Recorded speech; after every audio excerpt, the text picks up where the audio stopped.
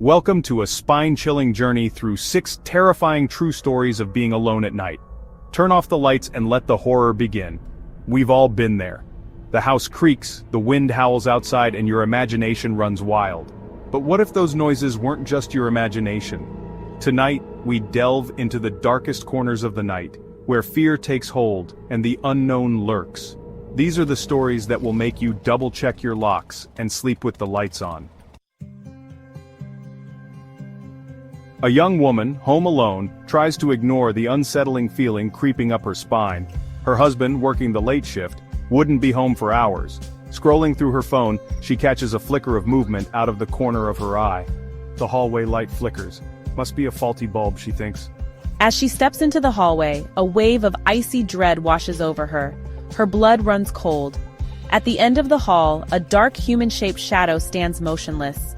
This is no trick of the light. She can hear its slow, deliberate breathing. Paralyzed by fear, she flicks off the light switch, hoping to make it disappear. A moment of desperate silence. She flips the switch again. The shadow is gone.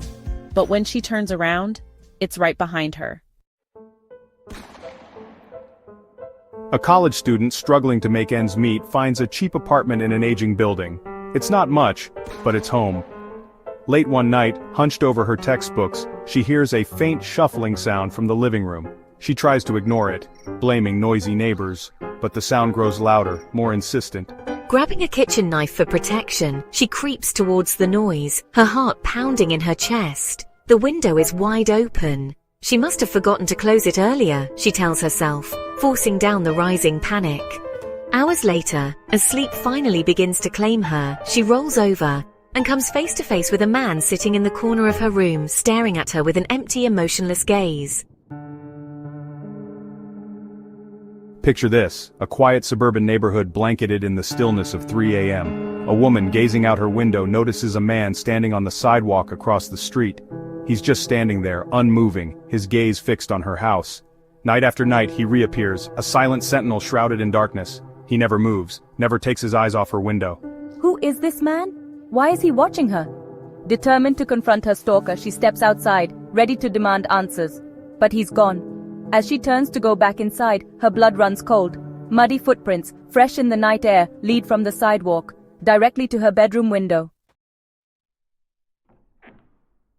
Chapter 4. The Whisper in the Kitchen.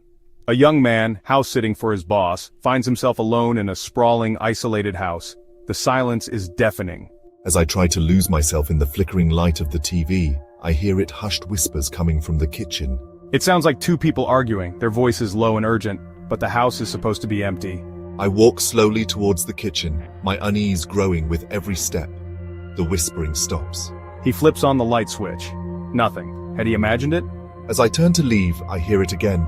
My own name, whispered with chilling clarity. He spins around just in time to see a chair slide across the floor, as if propelled by an unseen hand. Chapter 5. The Locked Door. A single mother and her young daughter move into a charming rental home, eager for a fresh start. There's just one odd thing, a locked door in the basement, forbidden by the landlord. One night, working late, I receive a terrifying call from my daughter. Through panicked sobs, she whispers that she hears someone talking in the basement. "Stay in your room and lock the door!" the mother pleads, her heart pounding with a sickening dread. Racing home, she bursts through the door to find the basement door wide open. And scrawled across the wall, a message in chilling handwriting.